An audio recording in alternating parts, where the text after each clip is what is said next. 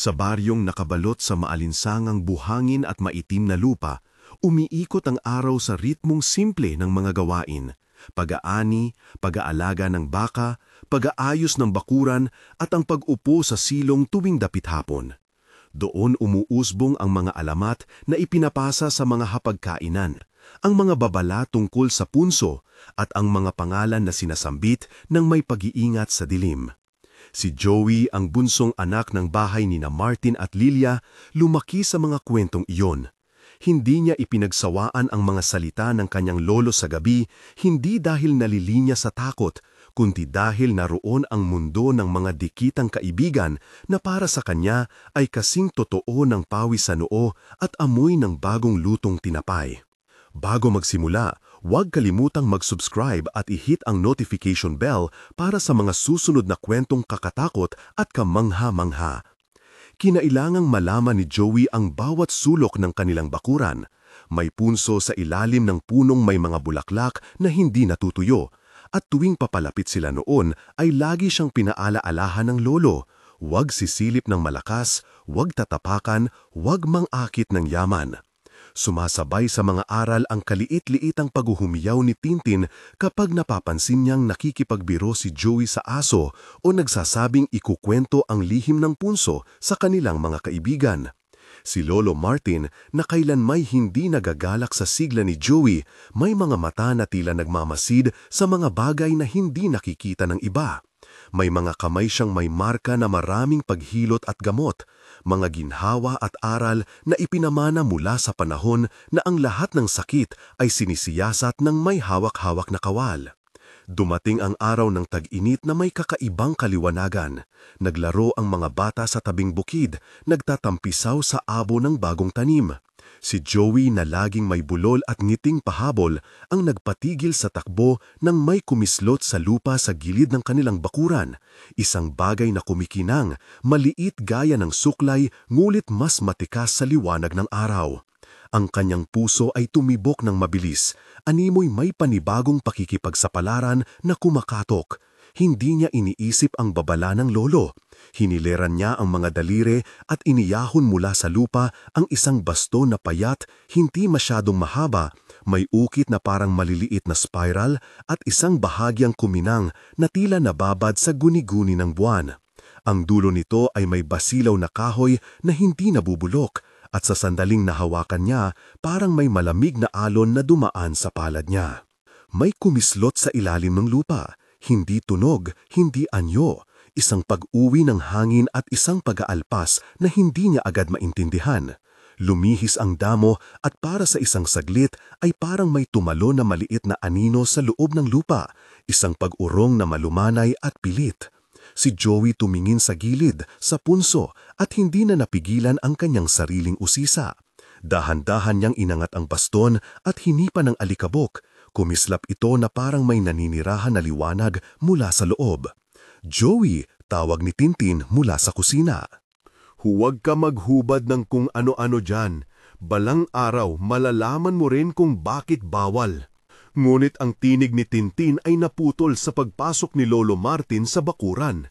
Tinignan ng lolo ang baston sa kamay ng apo at ang kanyang mukha na karaniwang tila may mga pilas ng pag-iingat ay nagginahawa sa isang kakaibang pananaw. Humimas siya sa kanyang balbas, tumayo ng may bigat ng alaala. "Huwag mong ipakita iyon sa marami," maiksi ang sabi ni lolo, hindi muna pumupuna sa kislap. "Bakit mo kinuha, anak?" Hindi masyadong nakapagsalita si Joey. Ang sapilitan niyang kabataan ay nagsusumigaw, ipagmalaki. Ngunit may takot din, isang manipis na usok ng pagkaalangan. "Nakita ko lang, lolo, nasa ilalim ng damo, parang maliit na ilaw." Pinagmasdan ni lolo ang punso mula sa malayong anggulo. Naglakad siya papalapit at hinawakan ang rim ng punso nang parang sinusuri ang hangin. Punso na nagbigay, sabi niya ng totoo, at ang mga salitang iyon ay may tunog na higit pa sa babala. May nag-alala. Nangangahulugan yan na may sumpang nagising sa gilid ng lupa. Nasa atin ngayon ang isang bahagi ng kapunasan na dapat pinangalagaan. Nagpaalam siya at dinala ang baston sa loob ng kanilang bahay. Sa loob, nag-usisa si Lilian ng konting pagkain habang sinasabi ni Tintin, "Sinabi ko na sa'yo na huwag kang magkausap ng ganon sa labas ng gabi. Madali siyang mapikon, Joey." Pero hindi iyon ang nangyari. Ang nangyari ay isang gabi na unti-unting nagbago ang ilalim ng lupa at habang ang buwan ay pumapailan lang, may mga bagay na hindi na lamang nakakuha ng kislak, nakaramdam ng pananabik. Kinabukasan, inalam ni Lolo ang pinagmulan. Sa mesa ng kusina, nakita niya ang baston at hinawakan niya ito ng parang kumukuha ng alak sa baol ng alaala. Muling sumilip siya sa Joey at sa kanyang boses ay may halong pahiwatig at pag-aalala. "Apo," siya nagsimulang magsalita.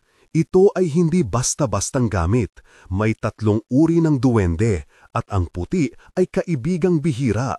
Nagbibigay sila ng tulong, hindi para lapitan kundi para proteksyon kapag may kailangan.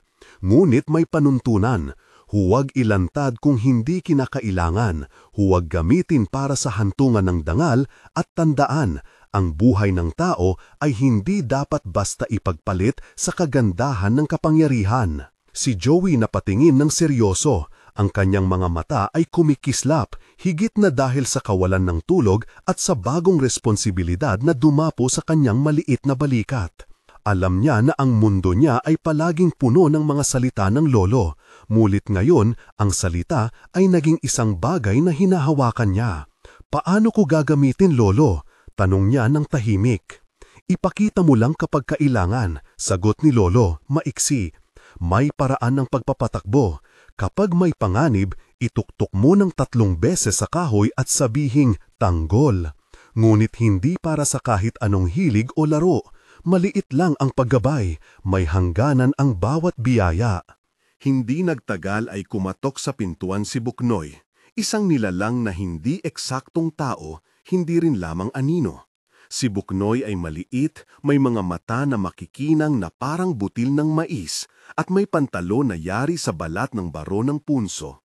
Nagpakilala siya, hindi sa pamamagitan ng pagsasalita muna, kundi sa pamamagitan ng maliliit na halahak at mga bituing kumikislap sa gilid. Si Joey nakakabiglang natawa at napilitang iisipin na parang kaibigan sa pagtataye ng ulap. Ipinakilala ni Buknoy ang sarili bilang anak ng kaharian ng puting duwende at sa kanyang mga kamay ay may maliit na supot, katawang payat at mahinhin. "Lumalakad kami sa mga hangganan," bungad ni Buknoy sa isang tinig na parang kampanilya. "May pumunta sa lupa ninyo at may kinuha. Kailangan ng bumawi at mag-ayos. Ngunit hindi kami nagpapadala ng lahat ng bagay ng walang palatandaan." Nagbigay si Buknoy ng tanong, "May katanungan ka ba, apo ng Lolo Martin? Ang kaharian namin ay may batas at batas. Hindi namin pinapayagan ang sinumang magmadali. Ikaw ang nagdala ng baston, pero hindi pa natin alam kung nararapat na ipaloob sa iyo ang supot." Naguguluhan si Joey.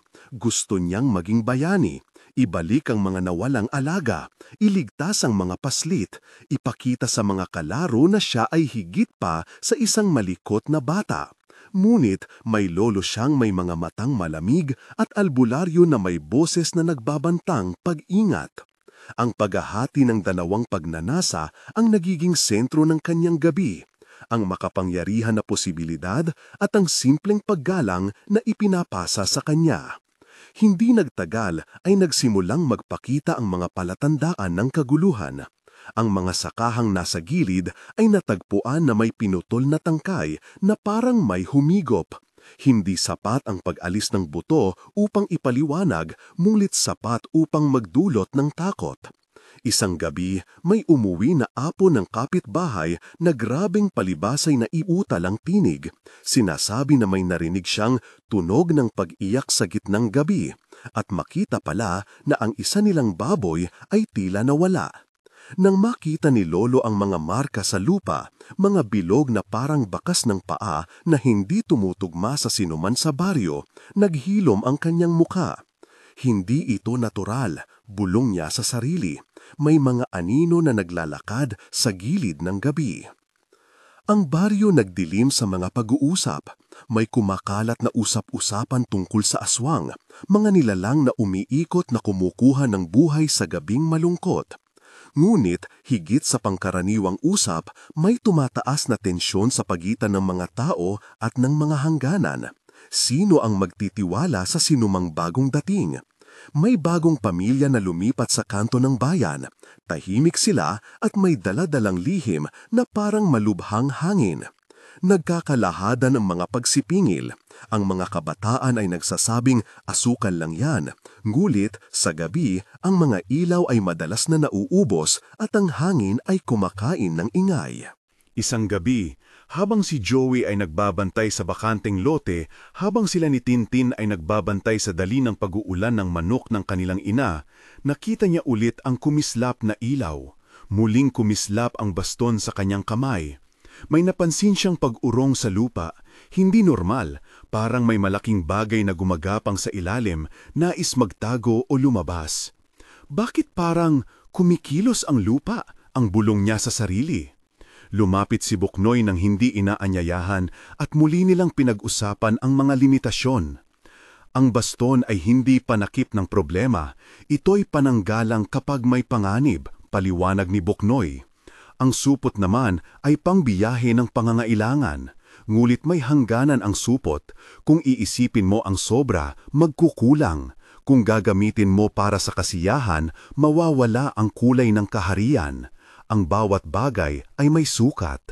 Kung babalik ko ba agad? Ang tanong ni Joey na ngayon ay naguunang takot na masaktan ang pamilya.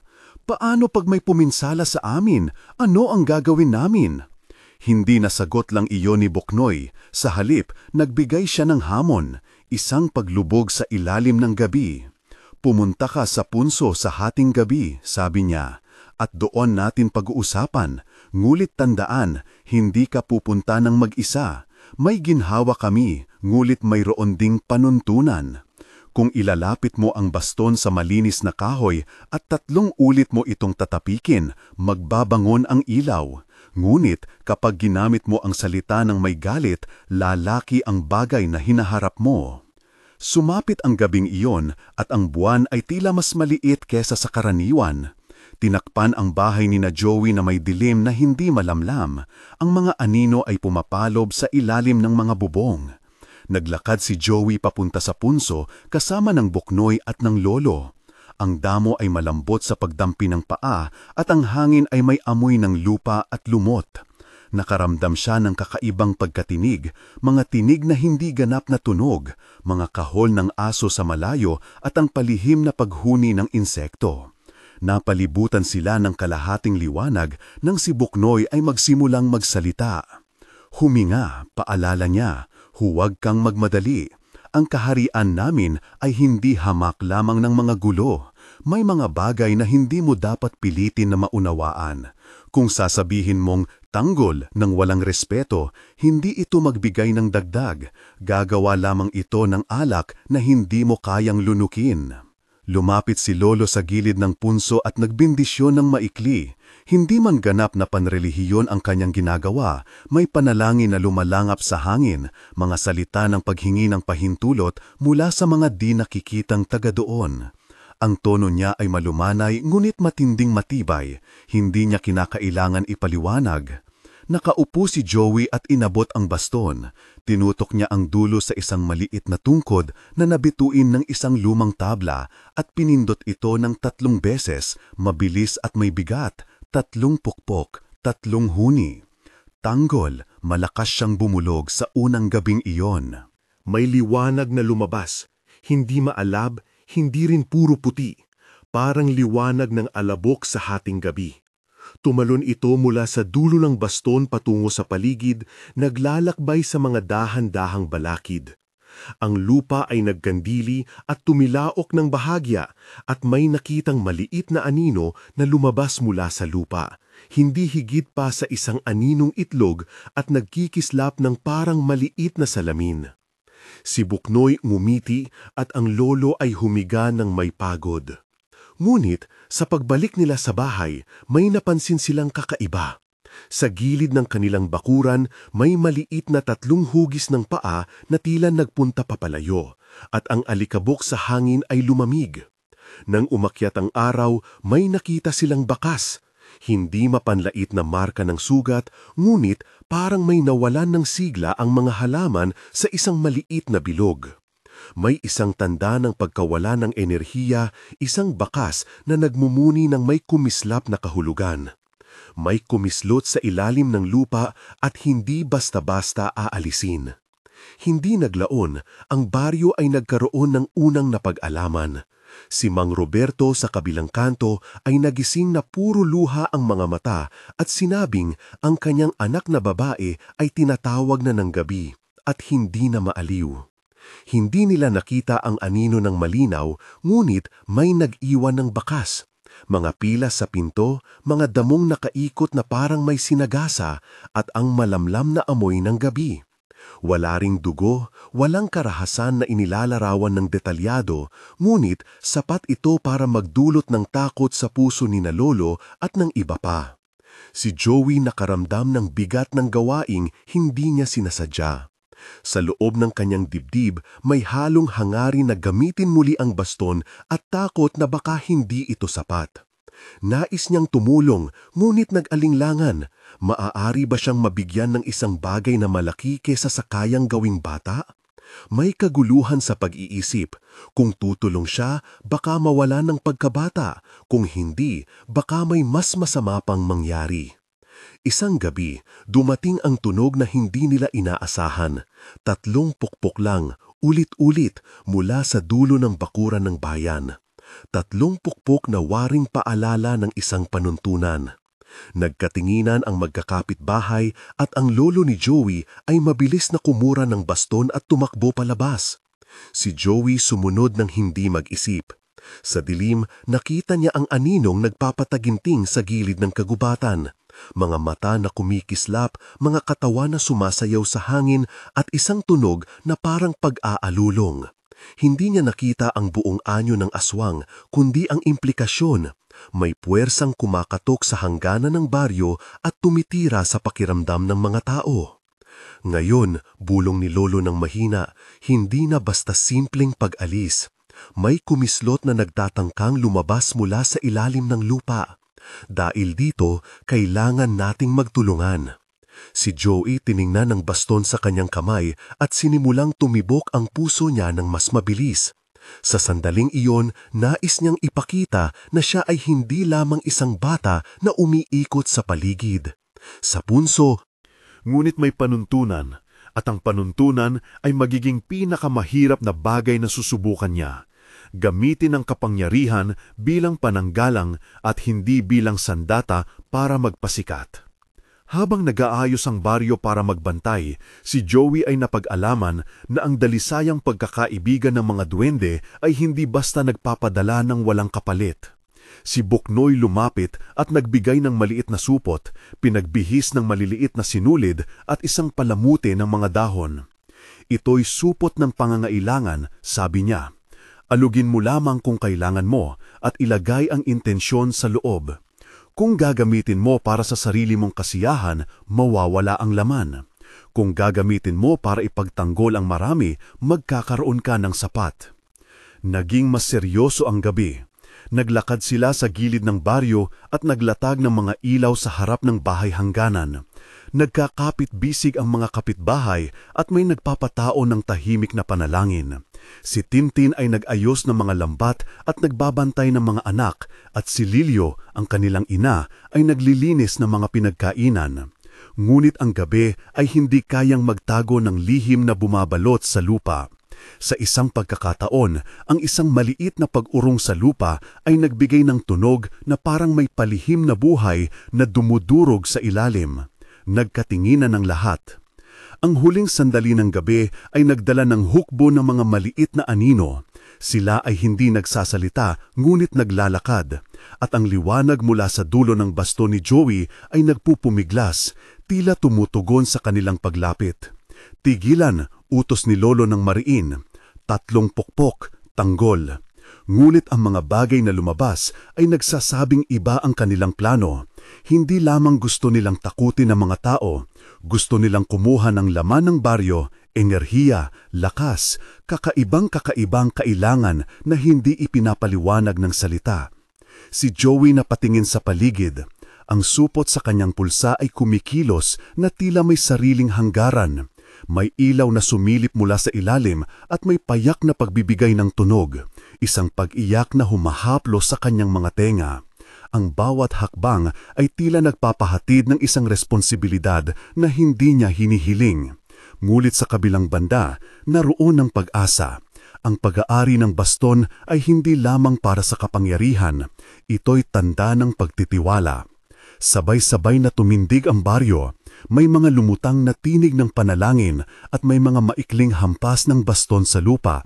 3 beses paulit-ulit. Tanggol, tanggol, tanggol. Ang sabay-sabay na pagbulong ni Joey, ni Lolo at ng ilang pang matatanda. Sa huling siga ng liwanag, may pag-along na dumaan mula sa gitna ng lupa at nagpakita ng isang anyo na hindi pa nila nakikita. Isang aninong mas mataas kesa sa inuuna, mata na parang uling na sunog. Hindi naman ganap na aswang ang lumitaw, kundi parang pinagsanib na anyo ng dilim at gutom. Tumigil ang lahat. Sandali ng katahimikan at si Joey ay nakaramdam ng isang malamig na paghinga mula sa ilalim ng lupa, isang senyales na may kumiksap. Ang mundo ay tumahim. Sa ilalim ng kanyang paa, may lumutang na maliit na bagay, tila sinusubo ng lupa pabalik. Isang maliit na kamay, hindi buong katawang kao, ngunit sapat para magpahiwatig ng isang pangalan na hindi nila dapat banggitin. Ang hangin nagbago, ang ilaw ng baston ay lumakas, parang may huminto upang magpasya. Hindi pa natatapos ang gabi, ngunit sa sandaling iyon, nang nakatingin si Joey sa maliit mapaggalaw sa lupa at narinig ang tunog na kumislap sa pagitan ng mga ugat, alam niyang hindi sapat ang simpleng pag-uunawa. May mas malalim na bagay na naguugat sa punso at kailangan niyang tumugon ng higit pa kaysa sa basta paghawak ng liwanag. Ang kanyang mga kamay ay pawisin at ang boto ng baryo ay nakasalalay sa isang maliit na batang na pupuno ng pag-asa at takot. Ang gabi ay nagpatuloy at sa bawat oras ay nagbabago ang kahulugan ng mga panuntunan. Ang baston na kinuha niya mula sa ilalim ng lupa ay higit pa sa isang bagay. Ito ay hudyat ng isang panibagong tungkulin, magtanggol, mag-alaga at matutong manalangin nang hindi nawawala ang tapang. Ngunit ang tanong ay nananatili, handa ba siyang kalabanin ang lumalabas mula sa ilalim ng lupa at ano ang tunay na halaga ng supot na ibinigay sa kanya? Ang supot ng pangangailangan na maaaring magligtas o magpahamak. Sa liwanag ng buwan, habang nag-aayos ang baryo at humahawak ang bawat isa sa kani-kanilang kamit, may isang maliit na kumislap sa ilalim ng lupa na patuloy na gumalaw. Hindi iyon simpleng pag-iling. Tulad ng sinasabi ng mga matatanda, may kumislap na sumisigaw sa hangganan at ang hangganan ngayon ay humihingi ng sagot. May nangyaring pag-ulan ng mga tunog, hindi tulad ng karaniwang pag-uga ng lupa, kundi parang maliliit na bato ang nagkikiskisan at mga sinulid na hinahagod ng hangin sa ilalim ng mga ugat. Sumisirit pabalik ang maliit na kamay at ngayon ay may kasabay na mahinang iyak na parang bata na nawawala ang halakhak. Lumamlam ang ilaw ng baston at ang supot sa bulsa ni Joey ay parang kumulog, parang may isang maliit na nilalang na nag-aalimpuyo sa loob. Huminga ng malalim si Lolo at dahan-dahan niyang ihiga ang palad sa lupa. Nakikita ninyo, ani niya, boses na mababa ngunit matatag. Hindi ito karaniwang anino. Ito ay isang gutom na sinag ng hangganan. Lumalapit kapag may pagkawalan ng balanse. Hinahanap ang kawalan, ang puwang sa gitna ng ating mga puso. Nagkatingin ang mga kapitbahay. Si Tintin, na palaging tahimik sa kaanyuan, ay naghawak ng mas mahigpit sa asawa niyang anak. Si Lilio ay humakbang palapit kay Joey, mga matay nagliliwanag ng galit at takot. Ang isang ina na handang ilagay ang sarili sa harap ng panganib. Anong gagawin natin? Tanong ng isa sa mga kabataan. Ang tinig ay nanginginig. Papayag ba tayo na kunin nila ang laman ng baryo? Tayo na ang magtutulungan, sagot ni Lolo. Hindi dahop ang ating sandata, hindi lamang ilaw at pananalangin. Ang hangganan ay naisinang. Kailangan nating ibalik ang anino sa pinagmulan niya. Hindi sa paglipas ng lakas ng tao, kundi sa pagbibigay ng isang bagay na hindi niya kasalanan kunin. Luminga si Joey. Ang baston ay nagpapakilos ng parang may sariling pag-unawa. Ang tunog ng ilaw ay tila bumabaybay sa hangin. Nalaman niya, hindi sa isip, ngunit sa isang malabong damdamin, na ang supot ay tutugon lamang kung ang ibibigay sa loob ay para sa marami. Kung siya lamang ang magtatangkang umani ng kapangyarihan para sa sarili, ang laman ay mawawala. Ngunit kung ibibigay niya ng may puso para sa kapakanan ng buong baryo, magkakaroon ito ng sapat. Anong ibig mong sabihin, Lolo? Bulong ni Joey. Paano ko maibibigay ang anuman ang nasa supot nang hindi sinasaktan ng iba? Ngumisi si Lolo na may pait na pagkakaunawa. Hindi sasaktan ng iba kung ang inialay mo ay hindi para sa iyong kalakasan lamang. Alalahanin ang kwento ng ating ninuno. May isang gabay noon na nagbigay ng pag-asa sa maraming bayan. Binigay niya ang tinig na nag-aalay at hindi nagtitipon. Ang hangganan ay tumatanggap ng kakapusan. Kung ang ilalagay mo sa supot ay pagsisisi at pagnanais na panatilihin ang komunidad, sasapat iyon. Sumulyap si Joey sa muka ng kanyang ina. Ang mga mata ni Lilio ay naglalaman ng isang bagay na nag-aanyaya at nagbabala. Ano man ang gagawin mo, Joey, hindi lamang ang iyong katawan ang maaaring ilagay. May iba pang paraan. Maaring kailanganin mong ibigay ang alaala na pinakamahalaga sa iyo, o ang una mong takot o kasalanan, upang mapuno ang supot ng isang katutubong pagkain na hindi malamnan ng pagiging makasarili. Tumigil ang hangin, parang ang mga salita ni Lilio ay pumuno ng espasyo at tumalikod sa paligid nila. Sa isang iglap, bumalik ang kumislap mula sa supot, hindi na malabo kundi isang sinag na may anyo ng maliit na kandila. Sa loob ng sinag, may larawan. Isang batang tumatawa, nagtataas ng kamay patungo sa araw. Si Joey. Isang lumang alaala, ang tawa ng kanyang unang naglaro sa ilog kasama ang kanyang ama. Lumutang ng malinaw at sumayaw sa loob ng liwanag. Napanganga si Joey. Halos marinig niya ang katahimikan ng alaala. Ang amoy ng putik, ang maliliit na bato na nagkikiskisan sa palad ng bata, ang mahinang pagkanta ng nanay. Ang alaala ay hindi lamang larawan. Ito ay isang bahagi ng kanyang sarili. Kung ilalabas niya ito at ilalagay sa supot, mawawala ba sa kanya ang kakayahang matandaan? O magliliwanag ba ito ng mas lakas, nagiging sandata laban sa anino? Kung ito ang kailangan, wika ni Joey ng mabagal, ibibigay ko, para sa bayan. Ngunit habang sinasabi niya iyon, may papasok na malamig na pag-aalinganan. Paano ko malalaman na hindi ako mag-isa kapag ang alaalay ilalagay sa supot? Paano ko malalaman na hindi ito kukunin ng tuluyan at mawawala sa akin ang aking ama, ang aming tawa? Lumapit si Lolo at hinalikan ang noo ni Joey, parang binibiyayaan siya ng isang pagpapala. Ang alaala ay hindi nagmamay-ari lamang sa tao na nagtataglay. Aniya, ibinabahagi ito ng mga nangyari. Kung ibibigay mo ang alaala na para sa kabutihan ng marami, magkakaroon ng lakas na magbabantay. Hindi mawawala ang inyong pagmamahalan. Magiging mas malakas pa ang anino ng inyong alaala kapag ito ay inialay. Maraming nagbuntong hininga.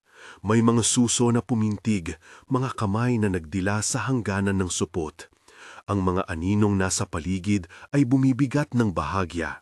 Tila kinakabahan sa matinding panginginig ng hangin. Joey, ani Tintin, hindi mo kailangang gawin ito mag-isa. Ngunit alam ni Joey na ang desisyon ay nasa kanya. Siya ang nakakita ng kamay sa lupa. Siya ang kumuha ng baston. Siya ang nararamdaman ang pag-ibig at takot. Kailangan niyang pumili at mabilis. Ang anino ay unti-unting tumataas. Ang malauling mga mata nito ay nakatuon sa supot na kumikislap. Sumandal siya ng kaunti at dahan-dahang binunot ang supot mula sa bulsa. Ang tela ay malamig katulad ng gabi. Nilagay niya ang kamay sa loob, hindi upang kunin ang sinag, kundi upang magbigay. Pumikit siya at hinanap ang alaala na itinuro ng kanyang puso. Ang tawa sa ilog, ang kamay ng ama na nag-abot sa kanya, ang pangako na hindi iiwanin ang bayan. Dumaan ang sandali na parang siglo. Nakiramdam siya ng mga hugis at kulay. May mga luha sa kanyang mga mata kahit nakapikit pa. Iba ang lasa ng hangin sa kanyang dila, maalat at matamis ng mga alaala. Nang mabunot niya ang kanyang kamay, may maliit na bolang ilaw sa palad. Hindi malaki, ngunit puno ng liwanag. Ang bolang iyon ay hindi lamang sinag, ito ay alaala, suportado ng pagnanais ng buong baryo. Ihinagod ni Joey ang ilaw sa ibabaw ng sipot. Sandali, ang bolang ilaw ay kumislap at naging isang matibay na sinag na humahapos sa lupa at tumutok sa anino. Ang anino ay tumigil sa pag-akyat. Nagkaroon ng isang mahahabang segundo ng katahimikan na parang mundo mismo ang humihinga. Ngulit hindi pa tapos. Ang aninong umusad muli at sa pagkakataong iyon, naglabasan mula rito ang isang malakas na hungkag na tunog, parang gutom na nagyayapos. Hindi sapat ang bumulong sa hangin, isang tinig na hindi tao. Lumundag ang mga kabataan, historya at alamat ng mga matatanda ng hangganan na dapat igalang ay biglang naging buhay. Ang mga tao ay nagkumpul ng mas mahigpit, ang panalangin ay tumunog ng mas malakas. Si Lolo ay umakyat sa isang maliit na bato at nangusap ng isang lumang awit, mga salita na mahina ngunit matatag, tila lumabas mula sa mismong mga ugat ng baryo. Mga anak, wika niya, huwag kayong matakot, hindi ito laban ng isa lamang. Ang hangganan ay tinatabla ng kakulangan, ngunit maaari nating punuan iyon ng sama-sama. Dalhin ninyo ang inyong liwanag. Tuloy ang ilan na nag-abot ng kanilang mga kamay, ng mga maliit na lampara, ng mga lumang alay, tinapay, tubig mula sa ilog, mga lumang damit na may pawis ng pagod, mga halahlak at pag-iyak na pinagsama-sama. Ang bawat maliit na bagay na inihain ay may kalakip na damdamin, at ang damdamin na iyon ang tunay na pagkain ng supot.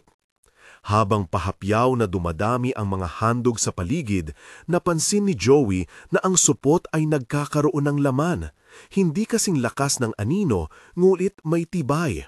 Ang ilaw ng baston ay nagningning ng may bagong kulay, hindi na lamang puti, kundi may halong pula at berdeng sinag, parang pagsasama ng dugo at damdamin ng lupa.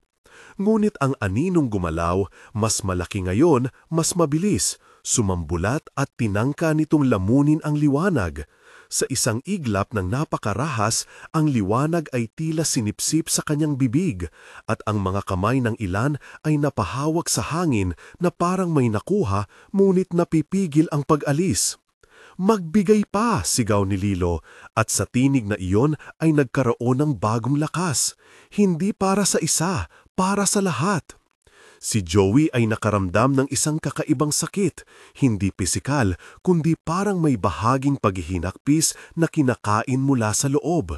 Ipinikit niya ang mga mata at inisip ang araw sa ilog, ang ama, ang simpleng masayang tunog.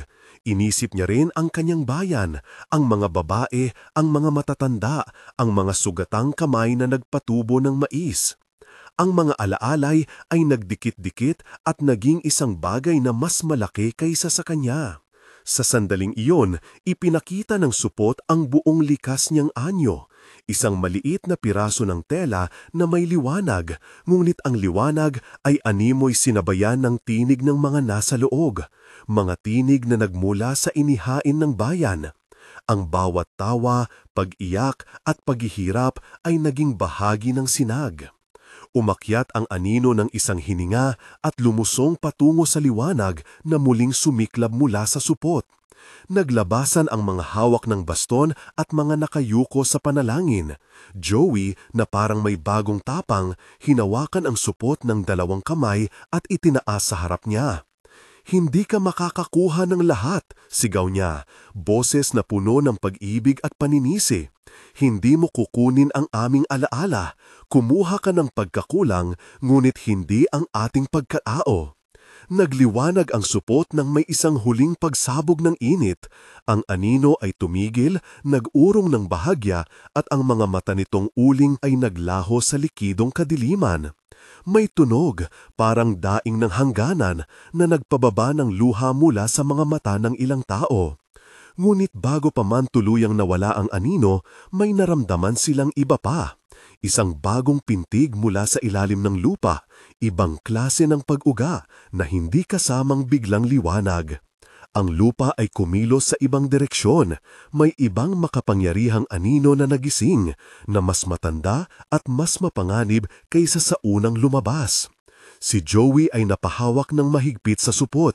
Sa isang iglap, naramdaman niya ang paglamig ng isang kawalan sa loob ng kanyang dibdib at isang maliit na pagnanasang na balukbot ng liwanag na tumalon patungo sa supot, parang isang maliit na nilalang na naghahanap ng tahanan.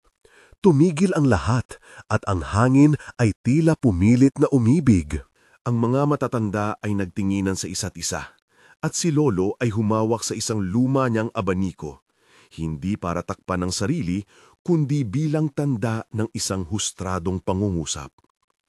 "Huwag matakot," bulong ni Lolo, mulot ang tinig niya ay hindi na gaanong matatag gaya ng dati. "Hindi pa tapos ang gabi. May hangganan na mas lumalim kaysa sa ating pagkakaintindi. Kailangan nating maghanda." Napatingin si Joey sa malalim na hukay sa lupa na naglabas ng unang kamay. Mula roon, may bagong anyo ang unti-unting sumusulpot, hugis na hindi nila lubusang kayang tukuyin. Ang lupa ay nagbukas ng mas malaki pa, at ang malamig na hangin mula roon ay nagdala ng amoy ng lumang kagubatan at ng dagat sabay-sabay, ng mga bagay na nagmula sa parehong pinagmulan. Si Joey ay alam na ang alinmang magiging kilos niya ay magpapasya ng kapalaran ng baryo. Maraming nasa paligid na nakahanda ng tumulong. May nag-aalab na ilaw sa kanyang palad. Ngulit ang mga mata ng anino ay naglalaman ng isang pangakong hindi basta-basta mawawala. Huminga siya ng malalim at sa isang boses na halos hindi marinig ngulit puno ng determinasyon, sinabi niya, "Kung kinakailangan, ibibigay ko ang alaala. Ngulit hindi namin hahayaang patayin ninyo ang aming tahanan." Lumabas ang isang malakas na sigaw mula sa anino, isang tunog na tila bumabalot sa gabi. At ngayoy, hindi na lamang sila nakaharap sa gutom na naghahanap ng laman, kundi sa isang bagay na may intensyon. Hindi lamang kumuha, kundi baguhin ang takbo ng hangganan. Sa gilid ng lupa, may umangat na isang maliit na batong patpat na dating ang ginagamit sa pag-ukit ng mga pangalan. Napuno ito ng mga bakas at marka ng mga ninuno. Pinulot ni Lilio at sa sandaling iyon ay nabuo ang bagong plano. Hindi simpleng ilaw at alaala ang kailangan. Ang hangganan ay kailangang alalahanin kung ano ang ibig sabihin ng komunidad na ito. Ngulit bago pa man maipaliwanag ni Lilio ang kanyang mungkahi, isang mas malakas at malamig na ulap ng dilim ang bumaba mula sa hukay, at ang anino ay sumapit na sa harapan nila. Sa loob ng dilim, may isang boses na nagsabi ng isang pangalan na matagal nang nalimot sa kanilang mga labi, at nagdudulot ng takot sa puso ng bawat isa. At sa sandaling iyon, naunawaan ni Joey na ang tunay na pagsubok ay nagsisimula pa lamang. Ang pangalan na binigkas ng anino ay dumampi sa hangin, tulad ng yelong kumukutob sa basang kahoy. Datu Malaya. Nagpagulong ang bawat puso. May mga lumingo na parang inuusisa ang lupa, bilang naghahanap ng isang pangalan na matagal nang nakabaon sa lupa ng kanilang mga alaala. Ang ilan ay huminga ng malalim. Ang iba'y napangiti ng pilit, sinisikaw bumuo ng mukha ng taong hindi nila maalala ng malinaw. May tunog na pumitas mula sa ilalim ng lupa, parang mga ugat na nagkikiskisan, at ang bagong anino ay ngumiti, isang ngiting malamig na may halong pagnanasa. Nakilala ninyo ba siya? Tanong ni Lilio sa isang halahak na hindi matatag. Si Dato Malaya, bulong naman ni Lolo, at ang abaniko niya ay nagninginig sa pagitan ng mga daliri. Sinasabi ng mga tatanda, isang pangalan na pinagkakauloban ng kapangyarihan. Ang bayang ito may kasaysayan sa pangalang iyon.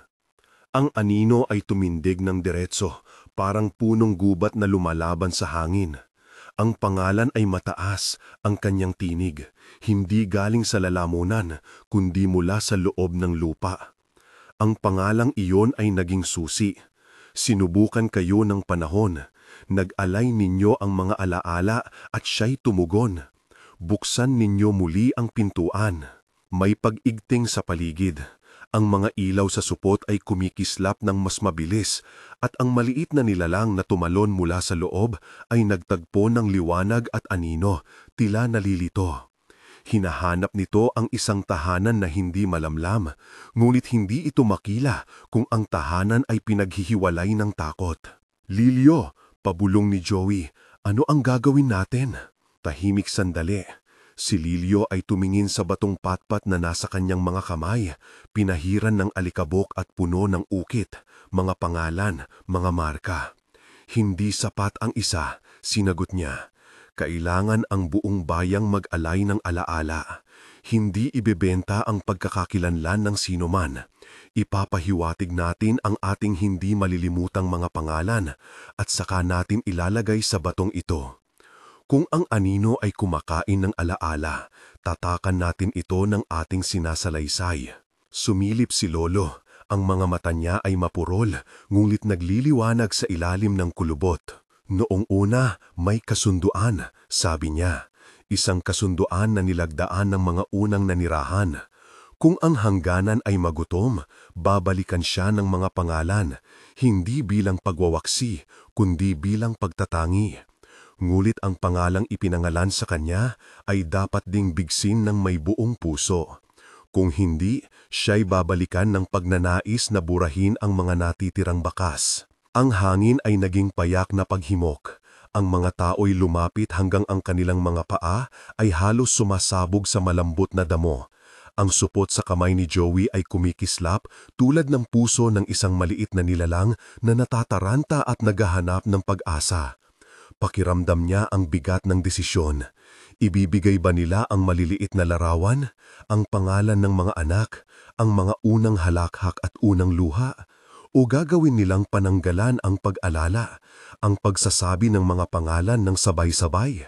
Kung sabay-sabay naming babanggitin ang mga pangalan at ilalagay ang ating alaala sa batong ito, maaaring taliin natin ang anino. Hindi niya makakain ang lahat kung ang alaala ay nakabalot at pinanghahawakan ng marami. May mga nagmamatigas na tumanggi. Hindi, sigaw ng isa. Hindi natin hahayaang kunin ang alaala ni Maria, ang pagbubukas niya ng tindahan, ang unang halik ni Tomas. Hindi naming ibebenta ang iyon. Hindi rin namin, sagot ni Joey, malakas at matatag. Hindi ang mga pangalan, hindi ang ating kwento.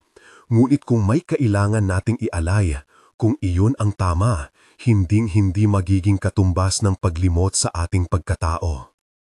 Si Lolo ay tumayo ng dahan-dahan. Ang abaniko niya'y naglabas ng isang bulong na parang dasal. Ang panipi ng alaala ay hindi kailanmang kinukuha ng anino ng walang pagsang-ayon. Kung ibibigay ng lahat ang isang bagay na maliit, isang alaala na hindi susi sa pagkakakilanlan, maaari natin siyang kahinaan at saka pag-aalay na sadyang pinili. Huminga si Joey at hinawakan ang supot ng mas mahigpit. Sa loob nito, ang maliit na nilalang ay tumigil sa pag-ikot ng liwanag. May tila isang pag-unawa sa mga mata ng mga nanonood. May lugar para sa isang kabutihan. Ngunit bago pa nila mapag-usapan ng lubos, ang lupa ay tumugon. May kakaibang tunog, isang malalim na humahaplas ng bato, at isang boses mula sa anino ang muling bumalikat. Kung iaalay ninyo, dapat may kapalit. Ang pangalan ay uusbong. Ang pangakong ginawa noong una ay di bawiin ng madali. Sumipa ang isang ulap ng yelo sa pagitan ng anino at ng maliit na grupo. Naglabas ang anino ng isang piraso ng kanyang sarili, parang dila na sumibol mula sa lupa. Ito ay hindi lamang anino. Ito ay alaala ng hangganan, mga figura ng nakaraan na nasisipat ngunit hindi makikilala. May mukha ang isa, isang matandang may sugat sa noo, may hawak na palda. Mukha na malapit sa mga larawan nila, ngunit hindi sumasalamin ng kahit isang kilalang pangalan. Siya'y nagbabantay, bulong ni Lolo. Hindi niya gustong mawala ang kontrol. Gusto niyang baguhin kayo. Hindi lamang ang inyong mga alaala. Gusto niyang burahin ang isang paraan ng pag-alaala at ipalit ang sarili niyang kwento.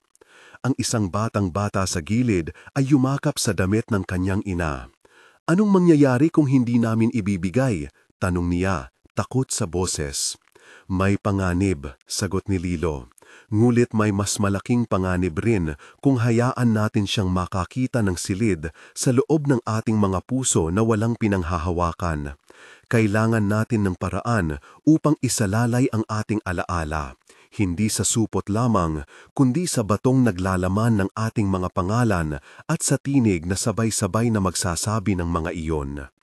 Nagkalat ang mga suhestyon, ngulit sabay-sabay na umangat ang isa. Iyo'y gagawin, sabi ni Joey, at ang kanyang tinig ay may kapangyarihan ng ilan at katahimikan ng marami. Ako ang unang mag-aalay ng isang alaala, hininog at mahalaga. Ngunit hindi siyang maglilingkod bilang identidad. Ang unang himig na itinuro sa akin ng aking nanay. Ang una kong paggising nang maalala ang kanyang boses. Huwag ninyo siyang kunin, kundi gamitin natin ito bilang parang tali. Isang panandali ang alaala na magpapatibay sa atin. May kalituhan sa mukha ni Joey. Mga alaala ng isang bahay na puno ng uling at halahahak ng ina. Ngunit di umano'y, hindi niya tinatakbuhan ng alinmang sandali ng kanyang buhay. Hindi niya inaalay ang kabuuan ng kanyang pagkatao. Inaalay niya ang unang awit, isang maliit na tala na maaaring magsilbing pang-akit. Kung ibibigay mo iyon, sabi ni Lilo, tinunog ang isang dila ng pag-iingat. Magiging simbolo siya. Ngunit hindi siya mawawala sa puso mo. Nagkataon na ang alaala ay mananatili sa atin kapag sabay-sabay nating isinasambit ang mga pangalan. Nakangiti si Joey sa isang mahinang paraan. Hinawakan niya ang supot sa dalawang kamay, iningat ito sa liwanag. Ang maliit na nilalang ay tila nadama ang pagnanais niya, lumukso palabas at lumundag patungo sa harap. Ang anino ay sumimangot at naglabas ng isang mabagsik na sigaw, isang tunog na dumampi sa mga buto. E di sige, wika ni Joey sa sarili at pagkatapos ay tahimik sa mga tao, sabay-sabay tayo. Ang mga tinig ay naghalo.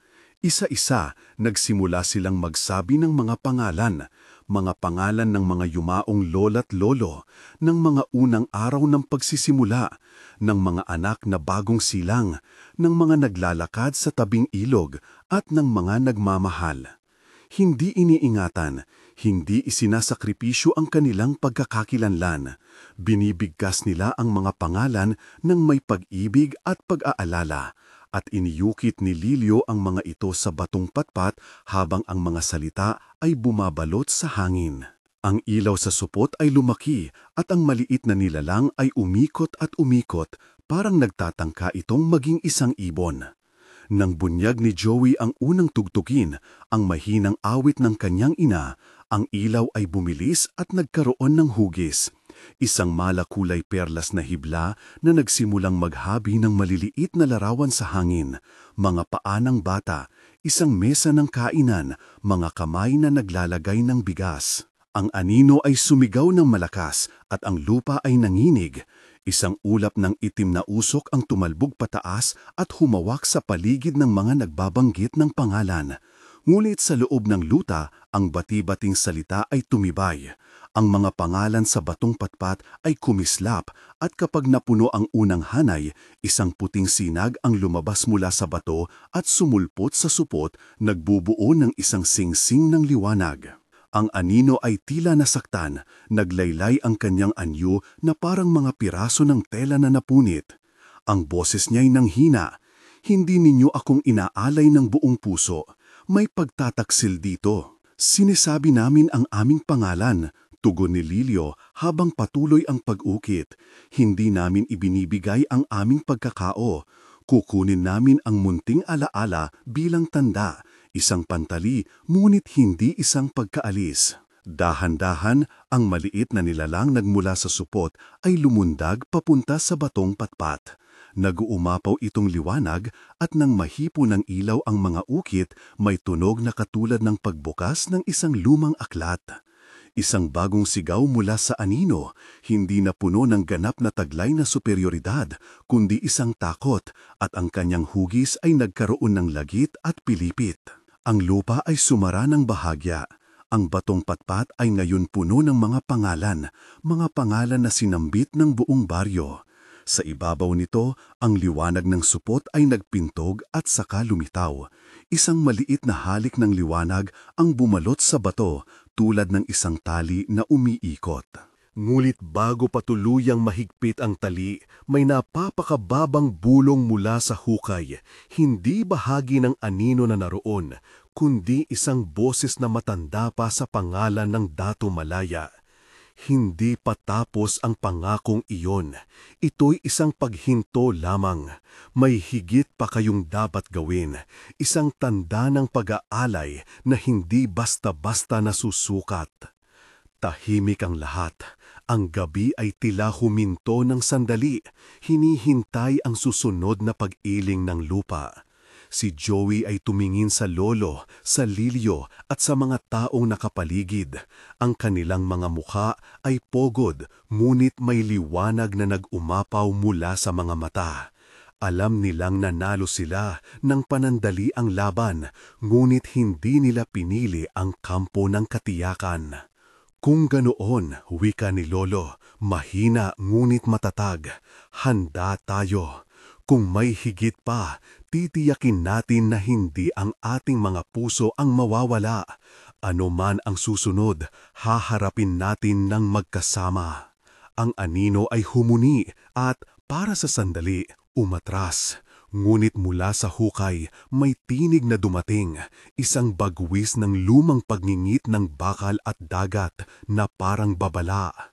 Ako'y nagbabantay at ako'y magbabalik kung bumulwak ang paglimot. Manatili kayong gising, anak ng lupa. Ang liwanag sa batong patat ay kumikislap at ang supot ay malamlam na nagsimulang mabawi ang maliliit na larawan ng alaala. Si Joey ay napuno ng kakaibang kataimikan habang siya'y huminga ng malalim. Alam niyang hindi pa tapos ang gabi at ang nasabing paghinto ay pansamantala. Ngunit sa pag-urong ng anino, may bagong hangin na dumaan, hindi kumakain, kundi nagmungkahi ng isang hamon.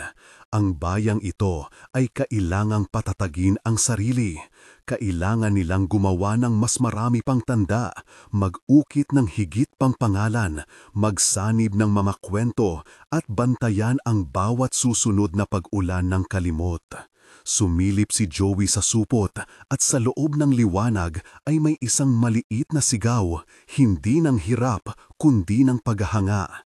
Ang ilang mga tao ay dumampot sa kamay ng isa't isa at sa gitna ng lupa na unti-unting bumubukas at nagsasara, ang mga pangalan sa batong patpat ay kumikislap na parang mga bituin sa isang gabing hindi nila makakalimutan.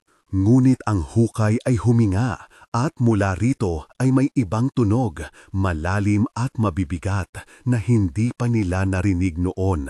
Ang anino ay hindi tuluyang nawala. Ito'y nag-iiwan ng bakas, isang pangakong babalik upang subukin ang tibay ng kanilang alaala. Maghanda, wika ni Lilyo, at muli silang nagtipon. Ang mga pangalan na nakaukit sa bato ay nagningning gaya ng mga apoy na humahamon sa dilim. Ngunit ang hukay ay huminga at mula rito ay may ibang tunog, malalim at mabigat na hindi pa nila narinig noon. Ang anino ay hindi tuluyang nawala. Ito'y nagiiwan ng bakas, isang pangakong babalik upang subukin ang tibay ng kanilang alaala. Maghanda, wika ni Lilyo, at muli silang nagtipon. Ang mga pangalan na nakaukit sa bato ay nagningning gaya ng mga apoy na humahamon sa dilim.